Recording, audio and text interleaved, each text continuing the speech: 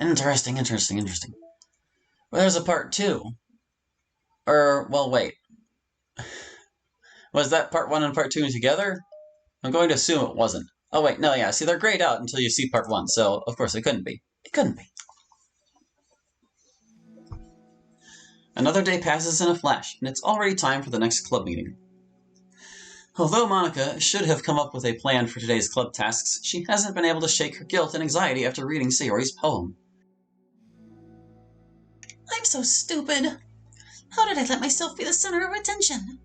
Sayori's going through these kinds of feelings, and I'm letting her comfort me instead of the other way around. What kind of club president does that? This whole time, I didn't think to ask about her own feelings. So much for the stupid vision. Sayori enters the club room with her usual smile. But upon seeing the downcast Monica, her smile quickly fades into an expression of concern.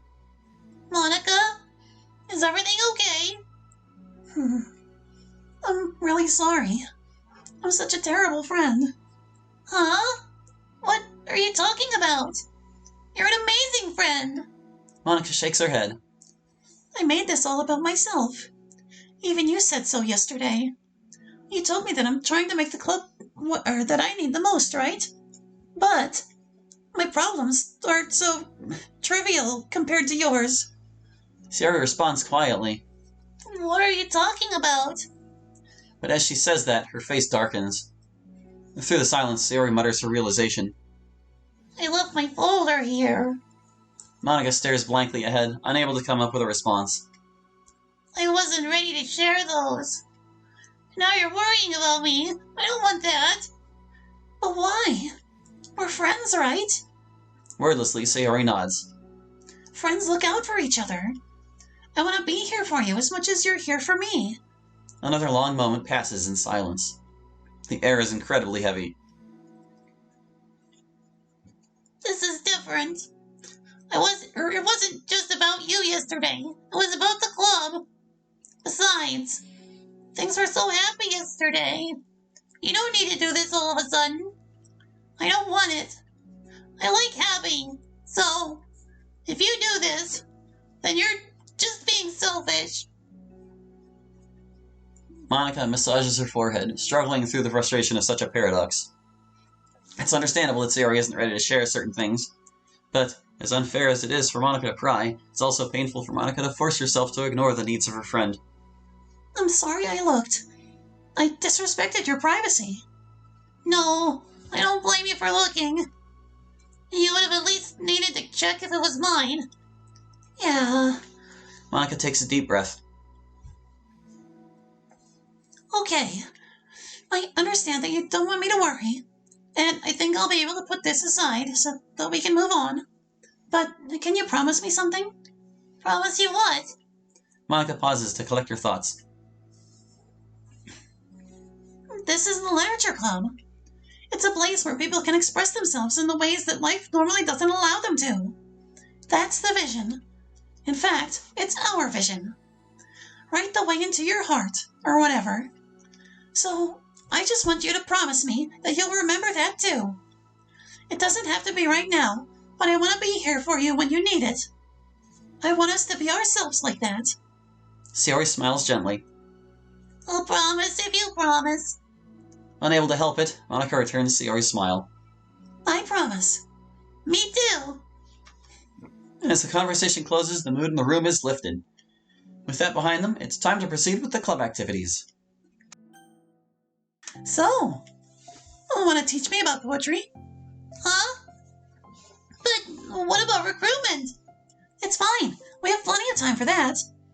But right now, I feel like I want to do this. I mean, I do have to fulfill my end of the promise, you know. There's no way I could say no to that. Just don't expect much. I do a lot of writing, but it's not like I'm a scholar or anything. That's fine. I think I just need, some motivation. I never know where to start when it comes to writing poems. Starting isn't so hard. You kind of just need to write down your feelings and see where it takes you. Yeah, but that wouldn't come out any good. It's not supposed to. You're gonna have to fight your perfectionist mind on this one. You can just start by writing your feelings and see what kinds of things it takes or makes you think of. And then you can turn your feelings into a little story. You can get your feeling down first, and then make it sound pretty later. It's not like building a railroad where you go from one end to the other. It's more like a collage, where you find all the things you want to put in, and then you arrange them in a pretty way. At least, that's how I do it. It's not like it's the only way. But it's a really good way to not get stuck right at the beginning. I understand. Yeah, I always get so caught up in how it sounds that I forget about what's actually important. Monica pulls out a pen and paper to start writing on. Stop being a perfectionist. You idiot. I'm just kidding. Monica scribbles out, "You idiot," after she writes it down. No, keep it. What? Why? Are you calling me an idiot? Of course not. But the point is that you're not supposed to police your feelings, right? Be as dramatic as you want. But I was just... Well, yeah. Underneath the scribble, Monica rewrites, "You idiot." She stares at the paper. Her words stare back at her. It's kind of funny how I wrote down what I'm mad at myself for, and then I did that exact thing anyway. This is really gonna take some getting used to. I believe in you. Thanks, I do too. Me, I mean. But also you, of course. Monica continues the exercise, jotting down her thoughts. It's surprisingly quite a struggle to write without ever overthinking it. But after a while, with Sayori's guidance and encouragement, Monica's sheet of paper begins to look fairly lively, peppered with all of her random thoughts. Phew! Monica looks up and down at her sheet. Gosh, I feel so tense looking at this. I hate it. But it's also kind of liberating.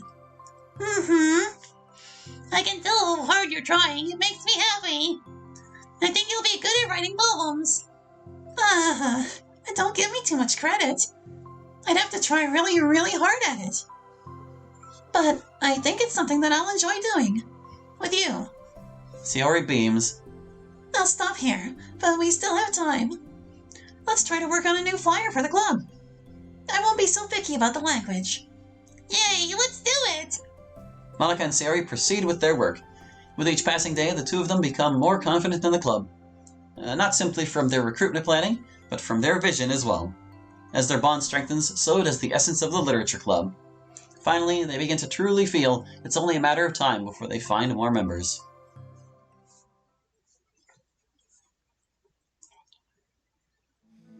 Another day passes. As usual, Monica is the first one to the club room. With her is a printout of the revised Literature Club flyer, complete with all the new ideas Monica and Sayori came up with. If only this was the flyer we gave to that one reading girl the other day. It's so much more attractive than the old one. But... The new catchphrase is featured clearly in the center of the flyer. Write the way into your heart. Surely, common sense would say that one writes from the heart, not into the heart, but the message being delivered is that one can use writing to discover themselves. Hopefully, Monica and Sayori had thought that it would be enough to garner some curiosity from students. Why do I feel so tense looking at this? Monica thinks back to the previous meeting when she performed the writing exercise. Was I always this bad at expressing myself? How am I supposed to be president if I can't even demonstrate what the club is supposed to be about? The literature club is truly beginning to take form. But with that, the weight on Monica's shoulders only becomes heavier. Debate club was always about rigid structure, formulating airtight points and counterpoints and delivering them with conviction. It was about the person on the outside. That's why Monica was so good at it. It existed entirely within her realm of comfort. It's suffocating. I need to break through this mental wall. I need to learn to express myself, for real. Monica pulls out a sheet of paper and grabs her pen. She presses the tip of the pen firmly against the paper. Oh, I pressed too early, but her hand doesn't move. Instead, a tiny blot of ink collects around the tip of her pen. Monica lifts her pen and stares at the little blotch. For some reason, she feels compelled to run her finger across it. As she does so, the black ink smears across the paper, ruining Monica's canvas. Out of spite for herself, Monica presses her pen down once again, letting the ink collect. She creates a second smear on the page. Come on, Monica. Just move your hand. Monica writes. This is what I get for seeking perfection. A stain. Monica slides the paper away from her and puts her head down on the desk.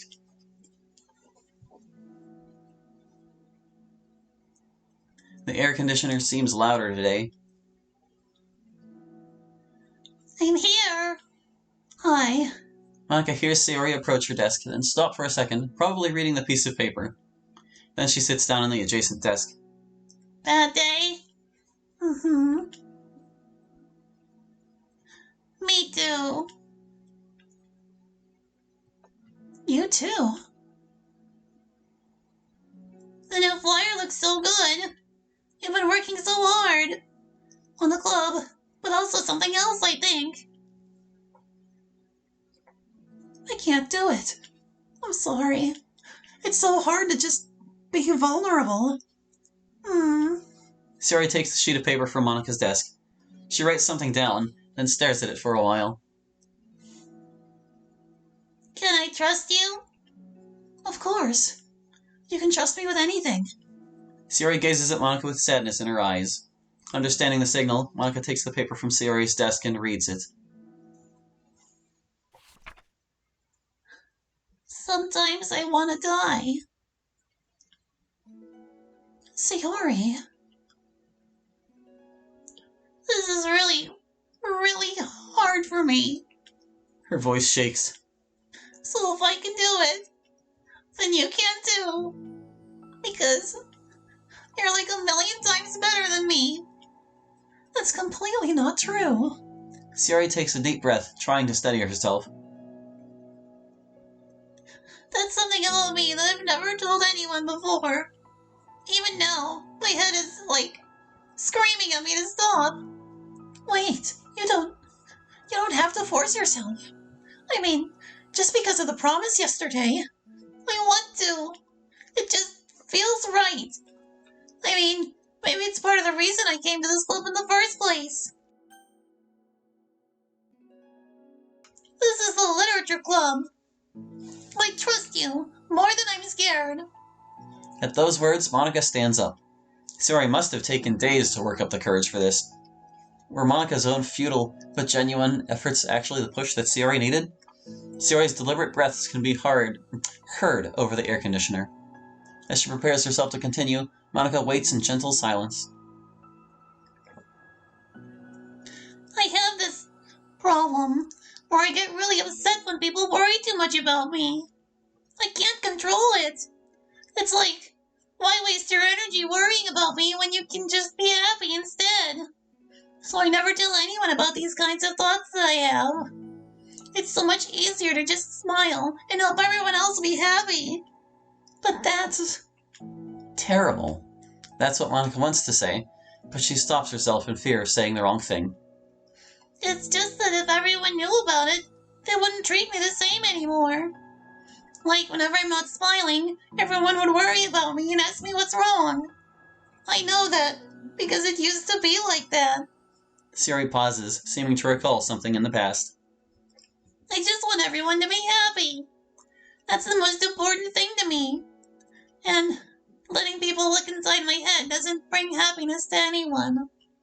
Sayori pauses again, her solemn expression making her look almost like an entirely different person. How did you find the courage to tell me this? You're not worried that I'll be one of those people too? I am worried.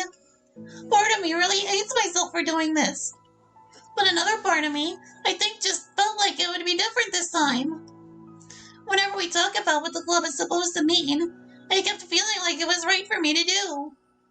Especially after you've been trying so hard to express yourself too. It just made me feel like I could say it in confidence, and our friendship doesn't have to change. It's so silly. The club is only 2 people, but it already means this much to me. Monica feels a tightening sensation in her chest. A feeling of connection as Sayori's emotions radiate between them. Me too. I was so lost until you showed up. You're so brave, Sayori. You're so strong and brave. I don't even compare. Monica steps forward. But if nothing else, I can at least offer you some hug energy, if you'd like. Wordlessly and without a smile, Sayori rests her forehead on Monica's shoulder.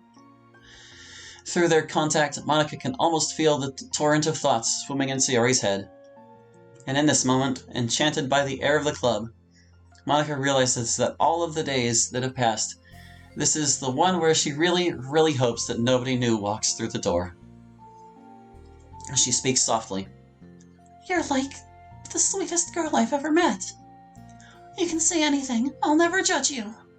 I promise. Sayori's breath begins to quiver. She takes several deep breaths, trying as hard as she can to start speaking, to say the things she never once dared to say out loud. Finally, she speaks in a choked voice. I'm so worthless. I'm worthless, and everyone may be better off without me. She suppresses a sob as a tear falls down her cheek. I'm just an inconvenience to everyone. I'm not good at anything, and it just feels like everyone just has to put up with me, and I hate it. I hate it. The more Sayori speaks, the more she fails to control her voice, falling victim to the overwhelming sadness clutching at her throat and chest. I don't want to have these thoughts. I want them to go away. And now I'm making you put up with me, and I just want to die. As soon as Sayori loses her composure, Monica becomes determined to keep her own. She only wants to be what Sayori needs right now, so she won't let any sadness show. Her voice comes through as soft and gentle.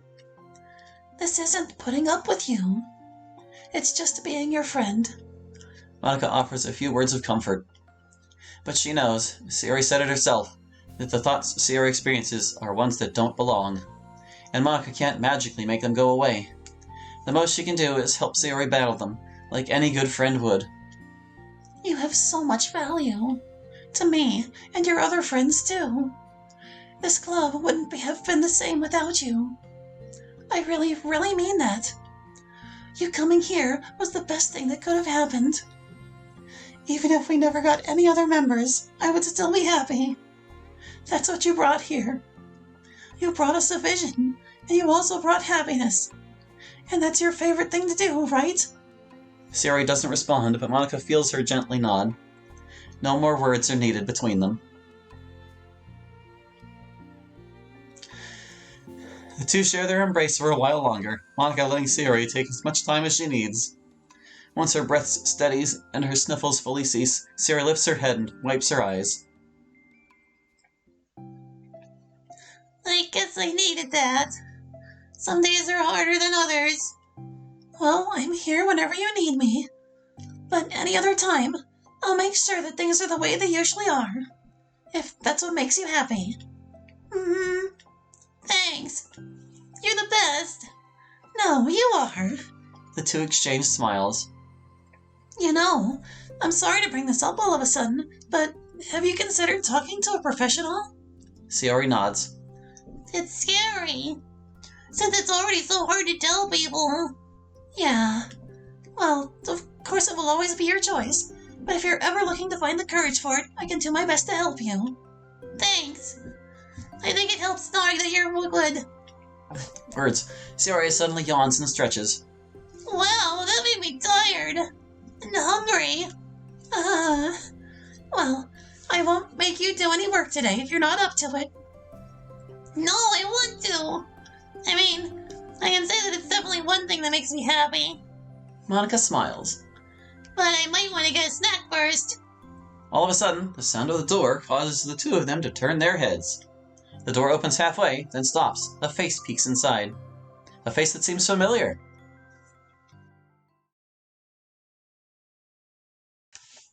That was so nice. Aww.